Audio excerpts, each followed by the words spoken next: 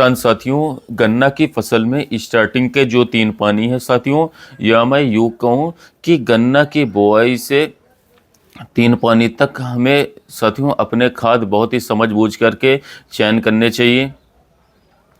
चाहे वो गन्ना की फसल हो, गेहूं की फसल हो, धान की फसल हो, सब्जी वर्गीय फसलें हों, सभी फसलों में साथियों जमाव, कल्ले और इसके साथ साथ गन्ना की फसल में मोटाई और लंबाई, इन 3 चीज़ों पर ही साथियों हमारी फसल का जो उत्पादन है वो निर्धारित रहता है, निर्भर रहता है।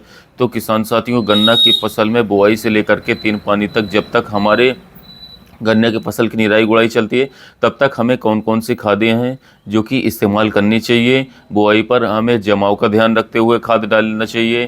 पहले पानी पर हमें साथियों कल्लों को ध्यान में रखते हुए खाद डालना चाहिए, और इसके साथ साथ तीसरे पानी पर हमें मोटाई और लंबाई को ध्यान में रखते हुए साथियों खाद डालना चाहिए। और किसान साथियों, उसके बाद हम स्प्रे के माध्यम से साथियों एनपीके या फिर बहुत सारे कॉम्बिनेशन ऐसे आते हैं जिनको मिला करके हम 1-2 स्प्रे कर देंगे तो निश्चित रूप से साथियों हमें गन्ना की फसल पर बहुत ही ज़बरदस्त उत्पादन देखने को मिलेगा। तो किसान साथियों, शुरू करते हैं गन्ना की फसल में बुआई पर। जब हमें साथियों जमाव की आवश्यकता होती है, अच्छे जमाव की स्टार्टिंग में जब हम गन्ना बोते हैं किसान साथियों, गन्ना की फसल में अगर जमाव अच्छा आ जाए आपका, तो किसान भाई की आधी परेशानी यहीं पर समाप्त हो जाती है। बहुत ही ज़्यादा साथियों दिक्कत की बात रहती है। तो साथियों, जमाव के लिए बेसल डोज में हमें कौन कौन सी खादें देनी चाहिए, और बेसल डोज में साथियों हमेशा हमें सारी की सारी खादें इस्तेमाल करनी चाहिए, जिससे कि हमारा पौधा स्टार्टिंग में ही साथियों सारे के सारे पोषक तत्व दे करके चले और उसमें ब्याज बहुत जल्दी स्टार्ट हो जाए, और इसके साथ साथ जमाव तो हमारा अच्छा आ ही जाए। तो किसान साथियों, जैसा कि मैं सारी वीडियोस में आप लोगों को बताता हूँ, बहुत ही अच्छी बहुत ही गहरी जुताई करें खेतों की। कूड़ी का खाद मिल जाए तो सोने पर सुहागा है, नहीं तो वेस्ट डिकम्पोज़र या फिर एनपीके तरल कंसोरिया जो हमारा इफ़को का आता है साथियों, आधा लीटर प्रति एकड़ एक बार गन्ना बुआई से पहले खेत में ज़रूर लगाना चाहिए। ट्राइकोडर्मा का अगर प्रयोग कर लें तो और भी अच्छा और भी शानदार रहेगा। तो किसान साथियों, अच्छी जुताई के बाद जब हम अपने कोड़ निकाल दें या फिर कोड़ निकालने से पहले भी आप बेसल डोज लगा सकते हैं। उसमें आप डीएपी ले सकते हैं, एनपीके ले सकते हैं। इन दोनों खादों में से साथियों कोई सा भी एक खाद ले लीजिए, या फिर अगर आप चाहें तो दोनों खाद भी ले सकते हैं, क्योंकि मैंने पहले ही बताया बेसल डोज में हमें थोड़ा ज़्यादा खादों की आवश्यकता पड़ती है। तो किसान साथियों, डीएपी एनपीके में से किसी एक को लेना चाहो तो एक ले लो, या फिर दोनों को लेना चाहो दोनों ले सकते हो। अब आते हैं जमाव पर। जो मैंने बताया जमाव पर स्टार्टिंग में हमें आवश्यकता पड़ती है।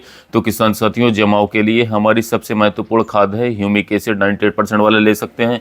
जब हम अपने गन्ने की बोई कर लें, डीएपी और एनपीके का इस्तेमाल तो हम साथियों जो लास्ट जुताई है उसमें हम डाल सकते हैं, लेकिन साथियों अगर आप खुड में डालना चाहते हो तो खुड में भी डाल सकते हो इन खादों को। लेकिन साथियों ह्यूमिक एसिड का इस्तेमाल हमें खुड में ही करना है।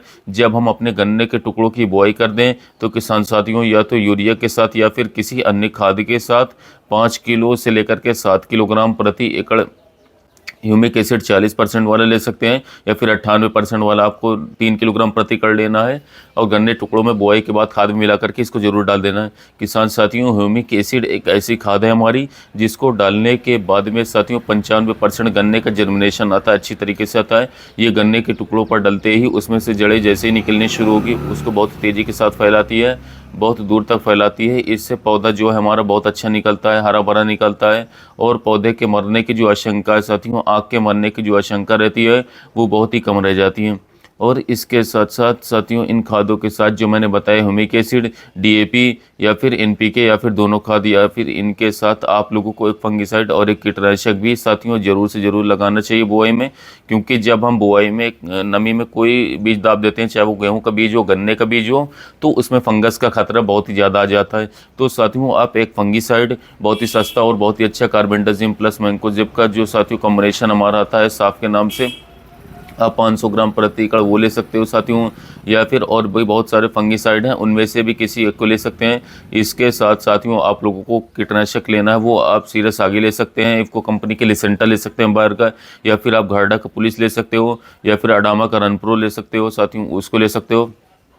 या ये सब में से बाहर कंपनी कॉन्फिडोर आता है साथियों, जिसमें मीडा क्लोरोपिड आता है, वो ले सकते हैं। कोई भी एक कीटनाशक, एक फंगिसाइड और ह्यूमिक एसिड, और इसके साथ डीएपी और एनपीके, ये आपकी बेसल डोज होनी चाहिए किसान साथियों। तो आप लोगों का पौधा बहुत ही स्वस्थ निकलेगा, 100% जमाव आएगा साथियों। अब जमाव के बाद साथियों दूसरी बात आती है हमारी कल्ले निकलने की।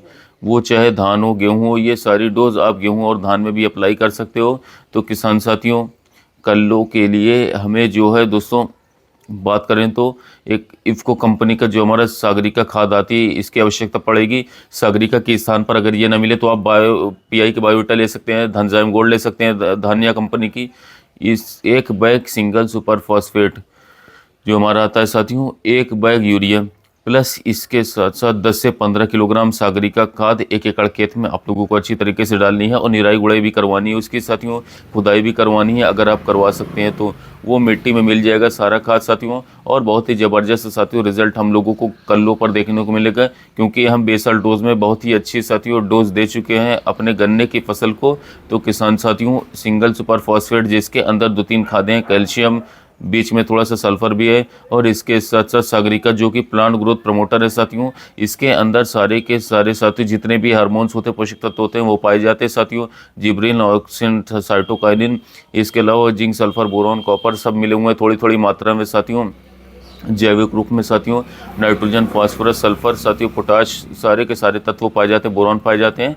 और किसान साथियों, ये कॉम्बिनेशन आपकी साथियों जो गन्ने की फसल है उसमें तुरंत कल्ले निकालना शुरू कर देगा, क्योंकि साथियों हमने ह्यूमिक एसिड बेसल डोज में इस्तेमाल करा ही है दोस्तों।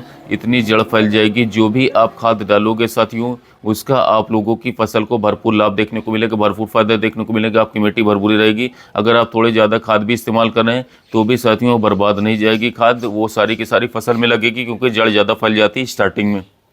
अब आते हैं तीसरे पानी पर किसान साथियों। मैंने 2 पानी की डोज आप लोगों को बता दी। तीसरे पानी पर किसान साथियों, बहुत सारे मेरे किसान भाई कहेंगे कि भाई हम तो कैल्शियम का इस्तेमाल तब करते हैं जब बरसात आ जाती है मोटाई पर। किसान साथियों, यहाँ तक देखा गया है कि अगर हम कैल्शियम नाइट्रेट खाद का इस्तेमाल बुआई में कर लें तो हमें साथियों डीएपी से भी ज़्यादा रिजल्ट देखने को मिलते हैं, पौधा मोटा निकलता है। ब्यात साथियों अगर 35 दिन पर शुरू होगा तो 25 दिन पर ही शुरू हो जाता है गन्ने में, अगर हम कैल्शियम नाइट्रेट बुआई में डाल दें। लेकिन साथियों शर्त एक होती है, वहाँ पर फिर आप लोगों को डीएपी नहीं डालना चाहिए, आप कैल्शियम के साथ फास्फोरस नहीं डाल सकते साथियों। यानी कि दोस्तों अगर आप लोग डीएपी बेसल डोज में इस्तेमाल कर रहे हैं, बुआई में इस्तेमाल कर रहे हैं, तो कैल्शियम आप लोगों को नहीं डालना।